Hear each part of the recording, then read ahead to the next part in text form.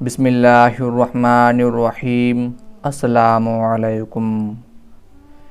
ہجرت نبوی صلی اللہ علیہ وآلہ وسلم کے بعد کا ذکر ہے کہ ایک مرتبہ حضور صلی اللہ علیہ وآلہ وسلم سفر میں تھے اور نورانی چہرے والے مضبوط ہاتھ پاؤں کے ایک صاحب آپ صلی اللہ علیہ وآلہ وسلم کی سواری کھینچ رہے تھے۔ ایک مقام پر حضور صلی اللہ علیہ وآلہ وسلم نے دفعتاً سواری بٹھا دی اور ان صاحب سے فرمایا، اب تم سواری پر بیٹھو، میں اس کی مہار پکڑوں گا۔ حضور صلی اللہ علیہ وآلہ وسلم کا ارشاد سن کر وہ صاحب سناٹے میں آ گئے۔ عرض کیا، یا رسول اللہ، میرے ماں باپ آپ پر قربان ہوں، میں مسکین آپ کی سواری پر بیٹھوں۔ حضور صلی اللہ علیہ وآلہ وسلم نے فرمایا، ہاں بھائی، تم بہت تھک گئے ہو، اب تمہارا حق ہے کہ تم سواری پر بیٹھو۔ انہوں نے عرض کیا، یا رسول اللہ، مجھ غلام کی یہ جرت کیسے ہو سکتی ہے کہ میں سواری پر بیٹھوں اور میرے آقا اس کو کھینچیں؟ جب حضور صلی اللہ علیہ وآلہ وسلم نے باصرار فرمایا کہ یہ میرا حکم ہے تو میں سواری پر ضرور بیٹھنا ہوگا، تو الامر فوق الادب کے مصداق وہ صاحب تعمیل ارشاد پر مجبور ہو گئے۔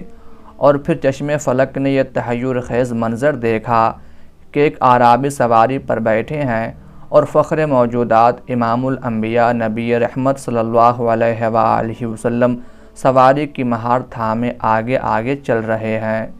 یہ صاحب رسول جن کو یہ عظیم الشان شرف حاصل ہوا کہ سارے جہان سے افضل و برتر اور سارے جہان کی رونق و برکت حضرت محمد مصطفیٰ صلی اللہ علیہ وآلہ وسلم نے ان کو اپنی سواری پر بٹھایا اور پھر اس کو دور تک کھینچتے رہے، حضرت عقبہ بن عامر رضی اللہ تعالی عنہ تھے۔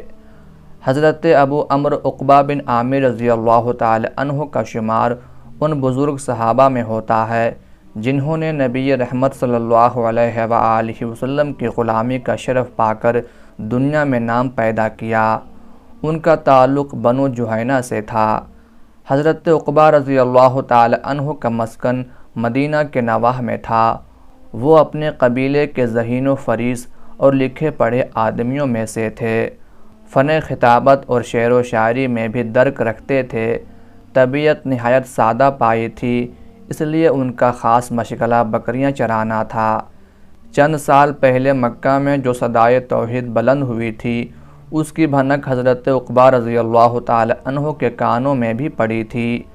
چونکہ اللہ تعالیٰ نے فطرت سعید سے نوازا تھا، اس لیے دعوت توحید کا حال سن کر بہت متاثر ہوئے، لیکن کسی وجہ سے مکہ جا کر شرف اسلام سے بہرہور نہ ہو سکے۔ حضور صلی اللہ علیہ وآلہ وسلم نے ہجرت کے بعد مدینہ میں نزول اجلال فرمایا تو یہ خبر مدینہ کے نواحی علاقوں میں بڑی تیزی سے پھیل گئی۔ حضرت عقبہ رضی اللہ تعالی عنہ کو جس وقت یہ خبر ملی وہ بکریاں چرا رہے تھے۔ مدینہ میں حضور صلی اللہ علیہ وآلہ وسلم کی تشریف آوری سے ان کی دلی مراد بر آئی اور وہ بارگاہ رسالت میں حاضر ہونے کے لیے بےتاب ہو گئے۔ بکریوں کے ریوڑ کو اللہ کے حوالے کیا اور بصورت تمام عازم مدینہ ہو گئے۔ مدینہ پہنچ کر سیدھے بارگاہ رسالت میں حاضر ہو کر کلمہ توحید پڑھا اور حضور صلی اللہ علیہ وآلہ وسلم سے درخواست کی کہ یا رسول اللہ، مجھ سے بیعت لیجئے۔ حضور صلی اللہ علیہ وآلہ وسلم نے پوچھا، بیعت عربیہ کرنا چاہتے ہو یا بیعت ہجرت؟ عرض کیا، بیعت ہجرت۔ چنانچہ بیعت کر کے مدینہ منورہ میں مستقل سکونت اختیار کر لی اور ہر وقت خدمت نبوی میں حاضر رہنے لگے۔ اہل سیر کا بیان ہے کہ حضرت عقبہ رضی اللہ تعالی عنہ حضور صلی اللہ علیہ وآلہ وسلم کے قدموں سے ایسے وابستہ ہوئے کہ سفر و حضر میں ہمیشہ ساتھ رہے اور حضور صلی اللہ علیہ وآلہ وسلم سے جدائی انہیں کبھی گوارا نہ ہوئی۔ حضور صلی اللہ علیہ وآلہ وسلم سفر پر روانہ ہوتے تو عقبہ رضی اللہ تعالی عنہ سواری کھینچنے کی خدمت انجام دیتے اور حضور صلی اللہ علیہ وآلہ وسلم کو راستے میں کسی قسم کی تکلیف نہ ہونے دیتے۔ حضرت عقبہ رضی اللہ تعالی عنہ اپنی اس خوش بختی پر بڑے نازاں تھے۔ وہ سواری مبارک کی مہار یا لگام تھامے ہوتے تو انہیں ایسا معلوم ہوتا کہ کائنات کی تمام نعمتیں ان کے قدموں تلے جمع ہیں۔ بارگاہ رسالت میں ہر وقت کی حاضر باشی سے ان کو فیضان نبوی سے بہرہ ہونے کا خوب موقع مل گیا تھا۔ قرآن کریم کی متعدد صورتیں خود محبت وحی و رسالت صلی اللہ علیہ وآلہ وسلم سے سیکھیں۔ حافظ ابن حجر رحمۃ اللہ علیہ نے لکھا ہے کہ ایک مرتبہ وہ فرط ذوق و شوق میں حضور صلی اللہ علیہ وآلہ وسلم کے قدموں سے چمٹ گئے اور عرض کیا، یا رسول اللہ، مجھے سورہ ہود اور سورہ یوسف پڑھائیے۔ حضور صلی اللہ علیہ وآلہ وسلم نے بڑے لطف و انبساط کے ساتھ انہیں ان صورتوں کی تعلیم دی۔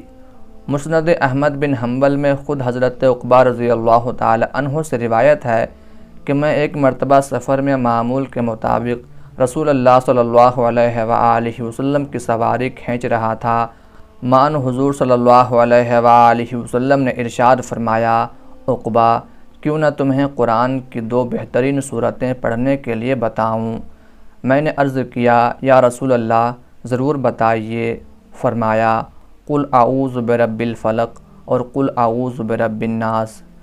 حضور صلی اللہ علیہ وآلہ وسلم حضرت عقبہ رضی اللہ تعالی عنہ کی خدمت گزاری سے بہت خوش تھے اور ان پر بڑی شفقت فرمایا کرتے تھے۔ ایک مرتبہ اثناء سفر میں انہیں سواری پر بٹھا کر خود اس کو کھینچا تھا۔ ایک اور موقع پر حضور صلی اللہ علیہ وآلہ وسلم کا دریائے کرم ان کے حق میں اس قدر جوش میں آیا کہ انہیں بطور خاص ایک شرعی حکم سے مستثنیٰ کر دیا۔ صحیحین میں حضرت عقبہ رضی اللہ تعالی عنہ سے روایت ہے کہ رسول اللہ صلی اللہ علیہ وآلہ وسلم نے کچھ بکریاں میرے سپرد کیں تاکہ قربانی کے لیے آپ صلی اللہ علیہ وآلہ وسلم کے صحابہ میں تقسیم کر دوں۔ میں نے بکریاں تقسیم کر دیں، آخر میں صرف ایک بکری بچ رہی جو پورے سال کی نہ تھی۔ آپ صلی اللہ علیہ وآلہ وسلم نے فرمایا، چلو تم تو بس اس کی قربانی کر لو۔ حضرت ابو بردہ رضی اللہ تعالی عنہ کی روایت میں حضور صلی اللہ علیہ وآلہ وسلم کے ارشاد میں یہ اضافہ ہے کہ خیر تم تو اس کو ذبح کر دو، مگر تمہارے بعد اس عمر کی بکری آئندہ کسی شخص کے لیے بھی کافی نہ ہوگی۔ گویا یہ استثناء صرف حضرت عقبہ رضی اللہ تعالی عنہ کے لیے تھا۔ حضور صلی اللہ علیہ وآلہ وسلم کے وصال کے بعد حضرت ابو بکر صدیق رضی اللہ تعالی عنہ سریر آرائے خلافت ہوئے اور فتنہ ارتداد کے استحصال کے بعد شام سے مارکہ آرائیوں کا آغاز ہوا تو حضرت عقبہ رضی اللہ تعالی عنہ شام جانے والے مجاہدین میں شامل ہو گئے اور عہد صدیقی اور عہد فاروقی میں رومیوں کے خلاف متعدد لڑائیوں میں داد شجاعت دی۔ حافظ ابن حجر رحمۃ اللہ علیہ نے اصابہ میں بیان کیا ہے کہ دمشق کو تسخیر کرنے والی فوج میں حضرت عقبہ رضی اللہ تعالی عنہ بھی شریک تھے۔ فتح کے بعد حضرت ابو عبیدہ بن جراح رضی اللہ تعالی عنہ نے انہیں بارگاہ خلافت میں مسلمانوں کی کامیابی کی اطلاع دینے کے لیے مدینہ بھیجا۔ انہوں نے امیر المومنین حضرت عمر فاروق رضی اللہ تعالی عنہ کو یہ خبر پہنچائی تو وہ بے اختیار سجدہ شکر بجا لائے اور حضرت عقبہ رضی اللہ تعالی عنہ کو گلے لگا لیا۔ حضرت عمر فاروق رضی اللہ تعالی عنہ کے بعد انہوں نے حضرت عثمان غنی رضی اللہ تعالی عنہ کے عہد خلافت میں رومیوں کے خلاف کئی معرکوں میں اپنی تلوار کے جوہر دکھائے۔ حافظ ابن حجر رحمۃ اللہ علیہ نے بیان کیا ہے کہ حضرت عقبہ رضی اللہ تعالی عنہ نے ایک قرآن مجید خود مرتب کر کے لکھا تھا۔ قرآن کریم کا یہ نسخہ 9ویں صدی ہجری تک مصر میں موجود تھا اور اس کے آخر میں حضرت عقبہ رضی اللہ تعالی عنہ کے اپنے ہاتھ کی لکھی ہوئی یہ تحریر موجود تھی۔ یہ قرآن عقبہ بن عامر نے اپنے ہاتھ سے لکھا۔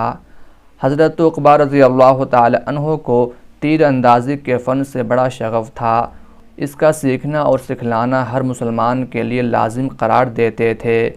ایک مرتبہ حضرت خالد بن ولید رضی اللہ تعالی عنہ کو بلا کر یہ حدیث سنائی کہ میں نے رسول اللہ صلی اللہ علیہ وآلہ وسلم سے سنا ہے کہ اللہ تعالیٰ ایک تیر کے بدلے میں 3 اشخاص کو جنت میں داخل کرے گا۔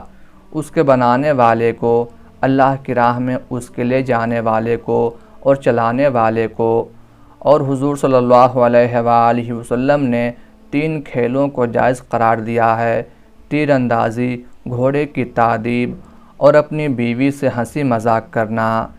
جس نے تیر اندازی سیکھی اور پھر اسے بھلا دیا، اس نے بڑی نعمت کھو دی۔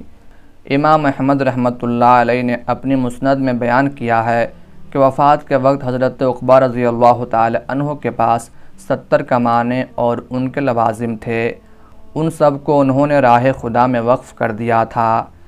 حضرت عقبہ رضی اللہ تعالی عنہ کے سال وفات کے بارے میں مختلف روایتیں ہیں، لیکن جمہور اہل سیر اس طرف گئے ہیں کہ انہوں نے 58 ہجری میں پیک اجل کو لبیک کہا۔ اللہ تعالیٰ کی ان پر ہزارہ رحمتیں نازل ہوں، آمین یا رب العالمین۔